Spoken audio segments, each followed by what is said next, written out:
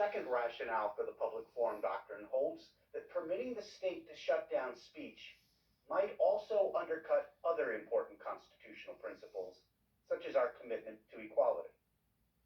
So, for example, it seems unlikely that any government will seek to silence citizens completely in public parks or on sidewalks or in other public forums.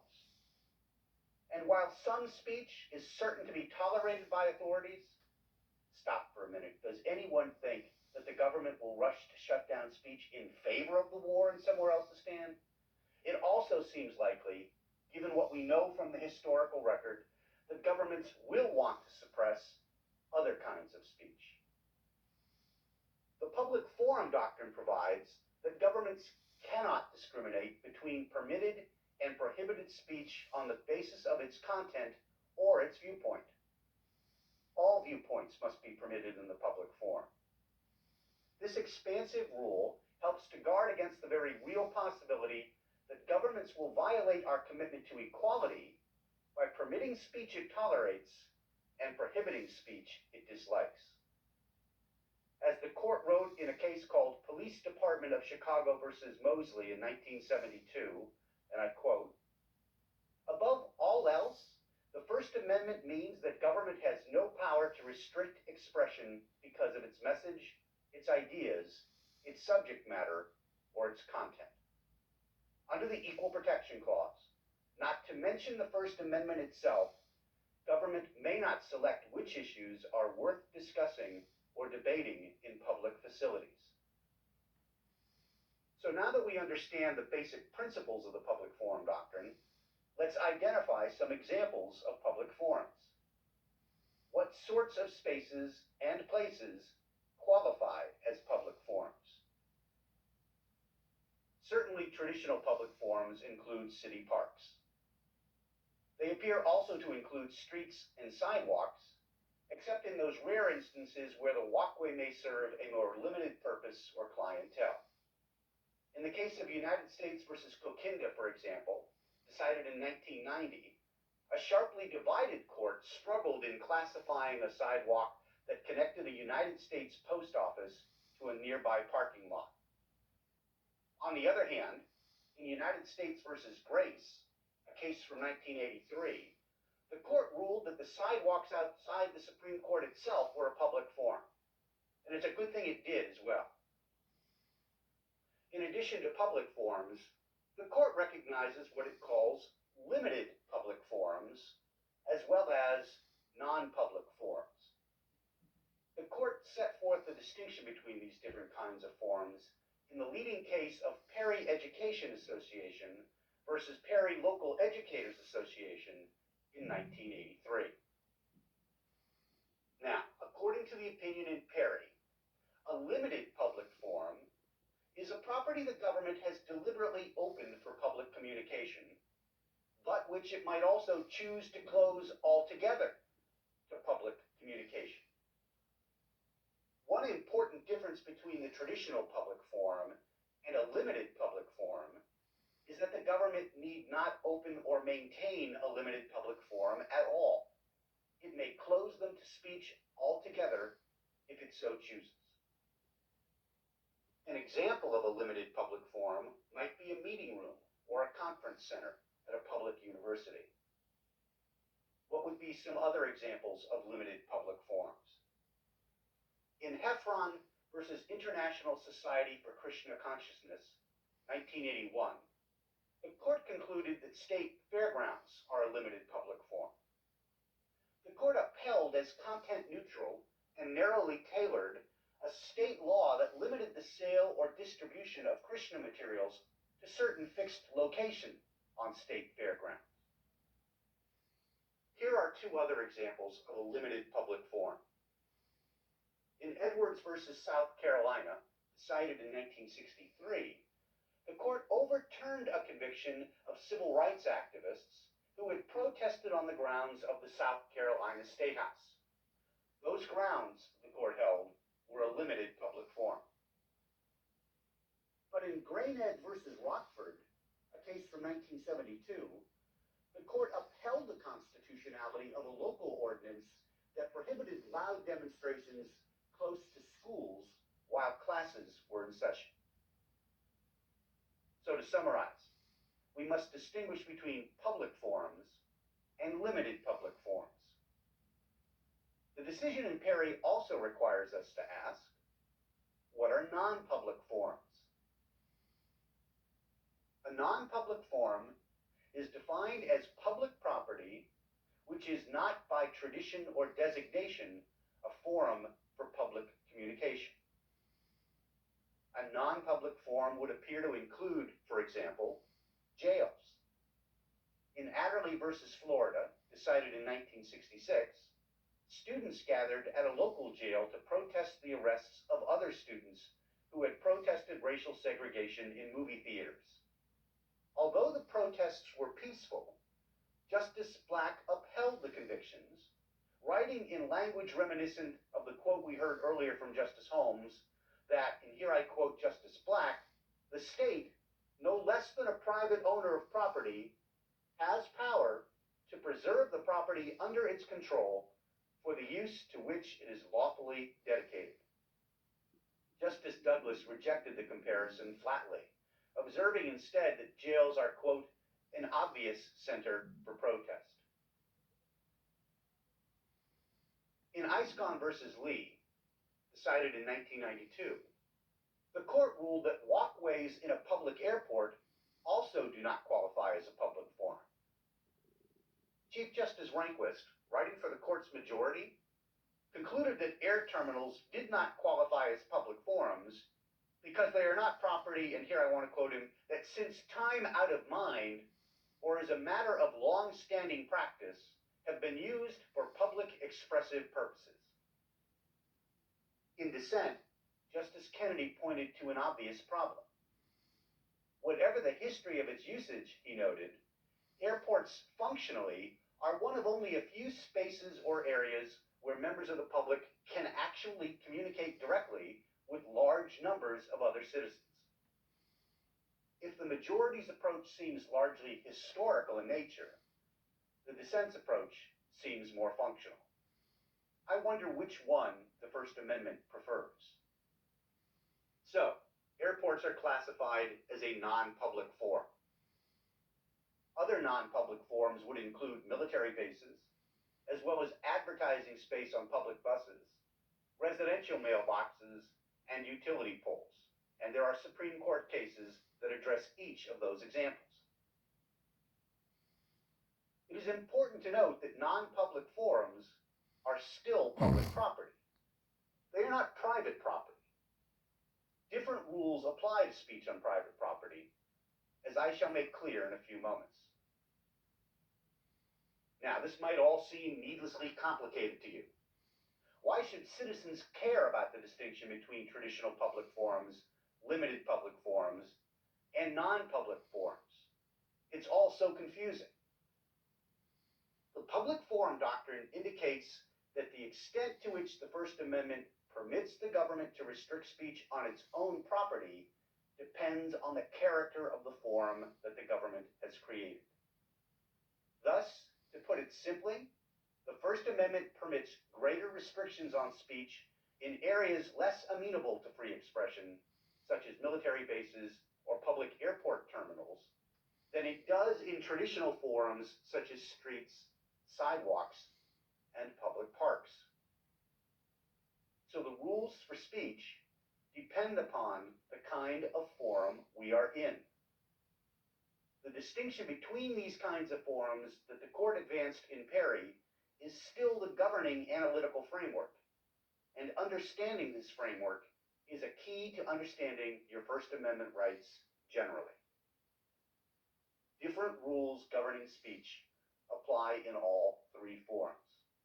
Let's review the rules now.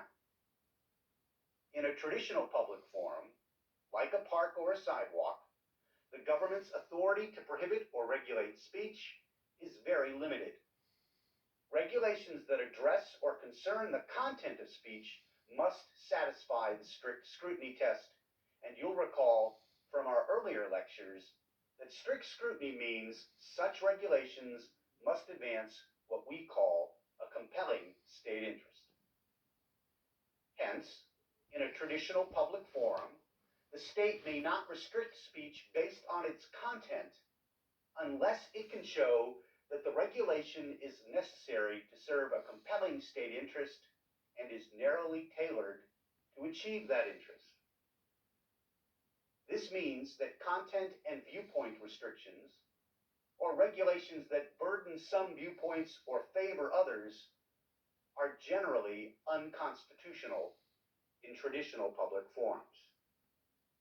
A government, for example, may not prohibit speeches in Big City Park that oppose the coming war in Somewhere Else-istan while permitting speeches Somewhere that else. support it.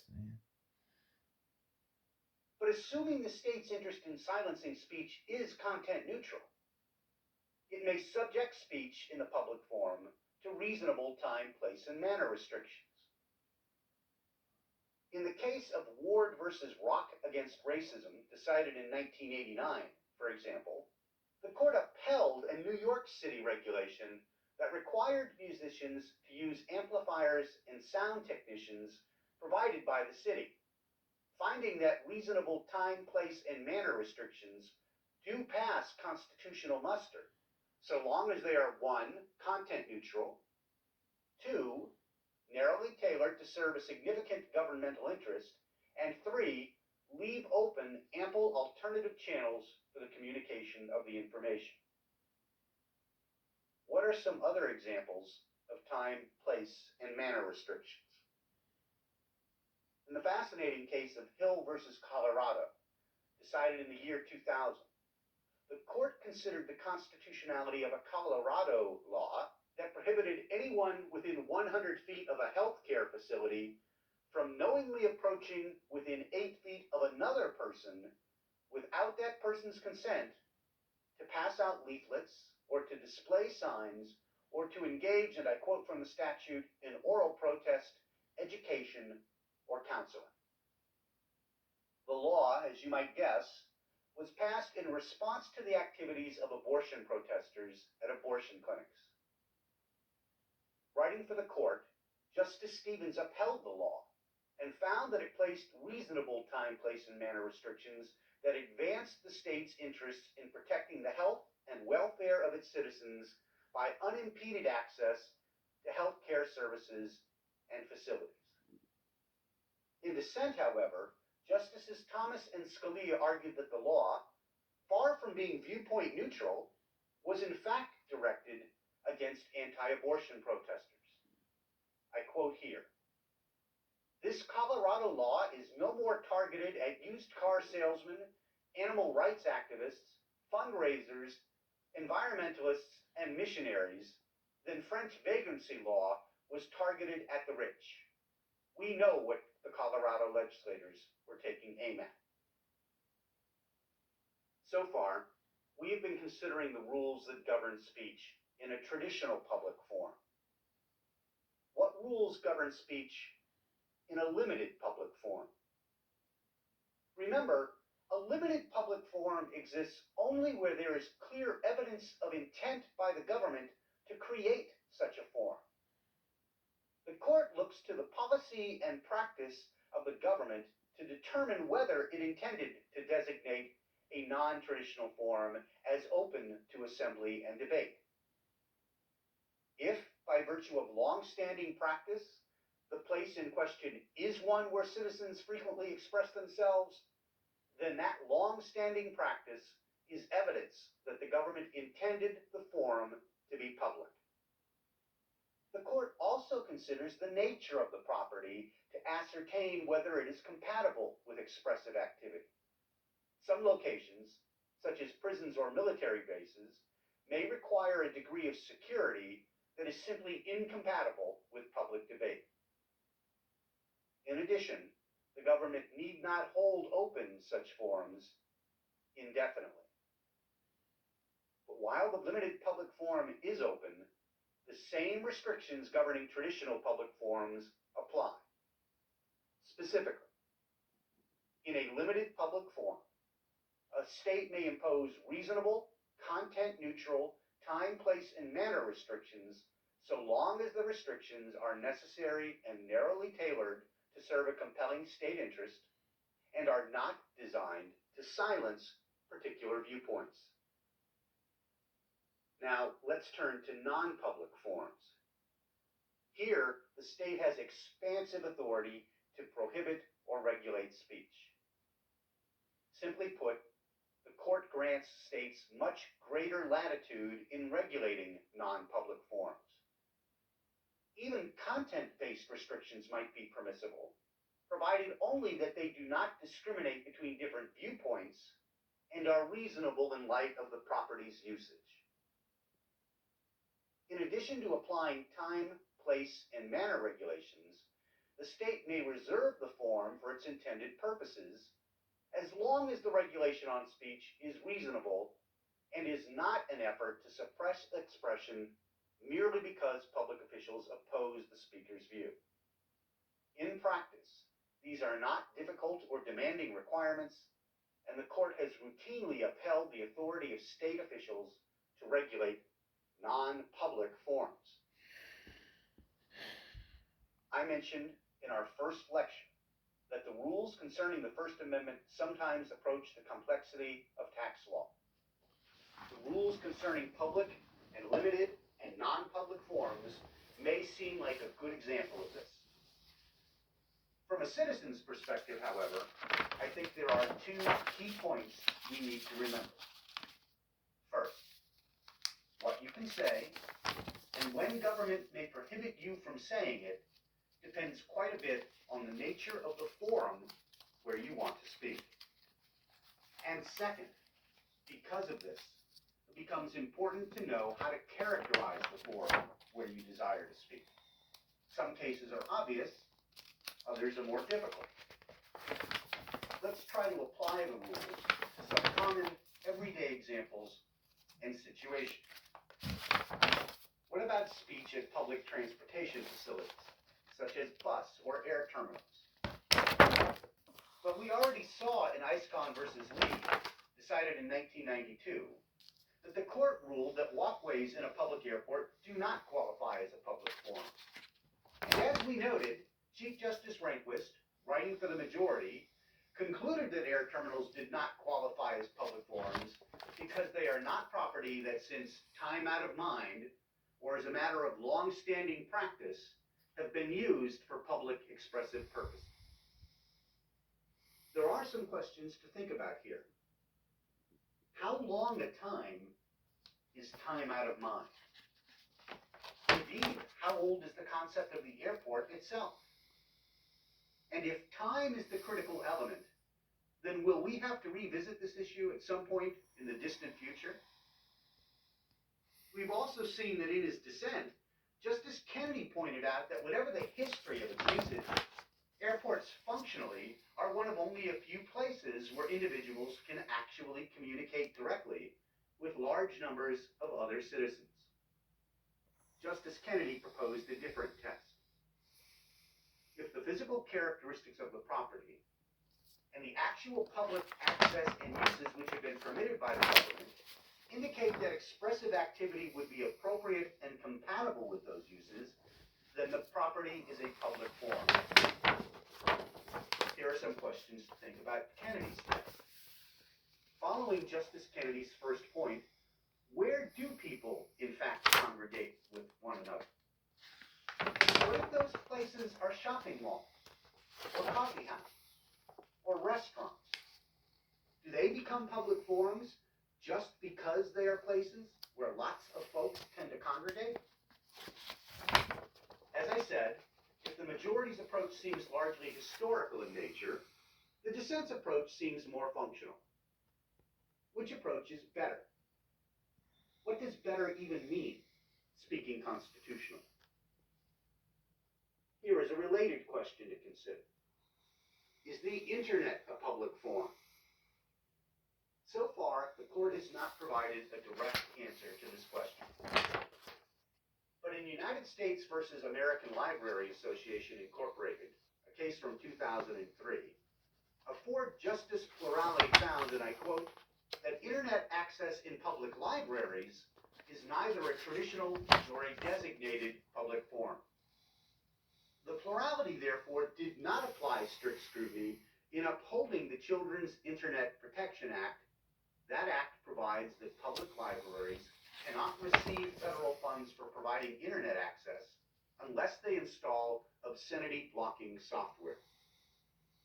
According to the court, internet access in public libraries is not a traditional public forum because, and I quote, "We have rejected the view that traditional public forum status extends beyond its historic confines." Moreover, the court held that internet access in public libraries is not a designated public forum because, and I quote again, "A public library does not acquire internet terminals in order to create a public forum for web publishers to express themselves, any more than it collects books in order to provide a public forum for the authors of books to speak. It provides internet access not to encourage a diversity of views from private speakers, but for the same reasons it offers other library resources, to facilitate research, learning, and recreational pursuits by furnishing materials of requisite and appropriate quality." If internet access in libraries is not a traditional public forum, should the internet itself be considered a public forum?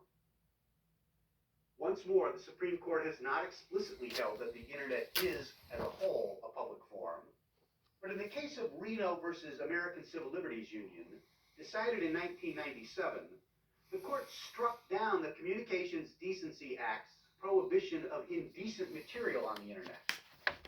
In that ruling, the court noted that the internet, and I quote, "constitutes a vast platform from which to address and hear from a worldwide audience of millions of readers, viewers, researchers, and buyers. Any person or organization with a computer connected to the internet can publish information." In other words, the internet allows us to communicate with others, to hear what others have to say, and to speak to others. That does not tell us, however, that the internet is itself a public forum. So now that we've worked through a variety of issues relating to public, limited public, and non-public forums, let's return to our hypothetical protest against the winds of war in somewhere else's stand. Is your protest protected? Yes? Maybe? No. Do you plan to speak in a public forum, like a public park or a town green? Yes, your speech is likely protected. Do you plan to protest in a limited public forum, like a municipally owned theater or a meeting room in a public school? Maybe. Do you plan instead to speak in a non-public forum, such as a military base? Your speech is probably not protected. Now, let's take up a different question. How far is speech protected when citizens, including students, speak in public schools? Well, first, I hope it is clear that public schools are not traditional public forums.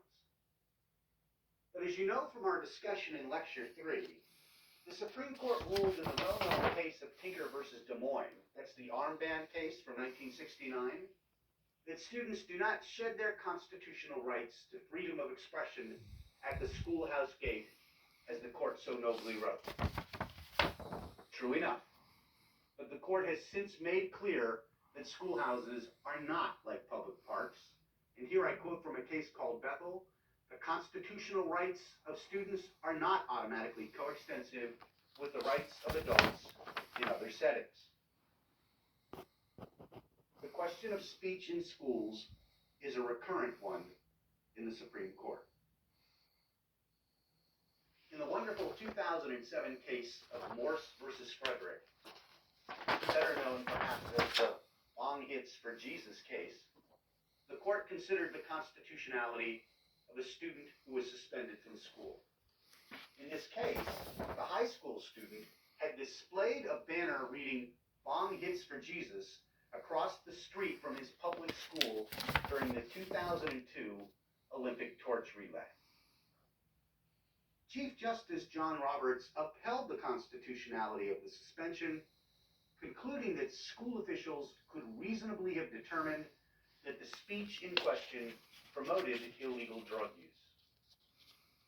Unlike Tinker, which the court left intact, this case, according to the Chief Justice, did not involve speech of the sort the First Amendment was designed to protect. Chief Justice also rejected the claim that the speech in question should be treated under traditional First Amendment rules governing speech, instead of under the narrower rules that govern student speech. The student had claimed that because he was off campus, his speech should be examined under the public forum doctrine. Here is the court's response, and I quote, "Under these circumstances, we agree with the superintendent that Frederick cannot stand in the midst of his fellow students during school hours at a school-sanctioned activity and claim he is not at school." In a concurring opinion, Justice Thomas went even further, arguing explicitly that Tinker should be overruled. I quote from Justice Thomas's opinion. "In my view, the history of public education suggests that the First Amendment, as originally understood, does not protect student speech in school." In his dissent, Justice Stevens, joined by Justice Souter and Justice Ginsburg, argued, and I quote, "The court does serious violence to the First Amendment in upholding, indeed lauding, a school's decision to punish Frederick for expressing a view with which it disagreed." Stevens criticized the majority decision as one that, quote, "trivializes the two cardinal principles upon which Tinker rests because it upholds the punishment meted out on the basis of a listener's disagreement with her understanding, or more likely misunderstanding, of the speaker's viewpoint." Moreover, Justice Stevens noted, carving out pro-drug speech for uniquely harsh treatment finds no support in our case law and is inimical to the values protected by the First Amendment. In short, much uncertainty characterizes the current state of speech rights in public schools, with some justices insisting that Tinker should be overruled, while others complicate it by importing rules like content neutrality and viewpoint neutrality to supplement Tinker's analytical framework. The First Amendment rules that govern speech at colleges and universities are equally complex. In Widmar versus Vincent, a 1981 case, the court found that student-centered meeting rooms are a limited public forum, and so could not be restricted to allow students to meet for academic, social, or political purposes, but not for religious purposes.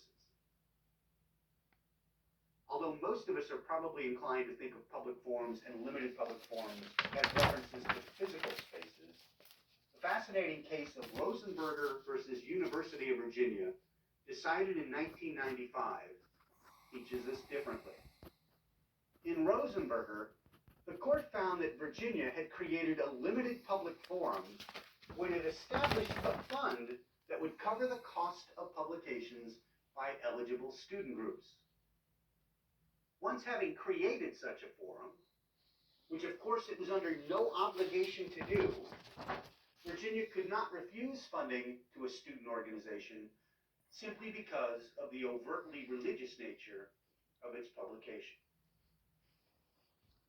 So far, we've been considering speech on public property.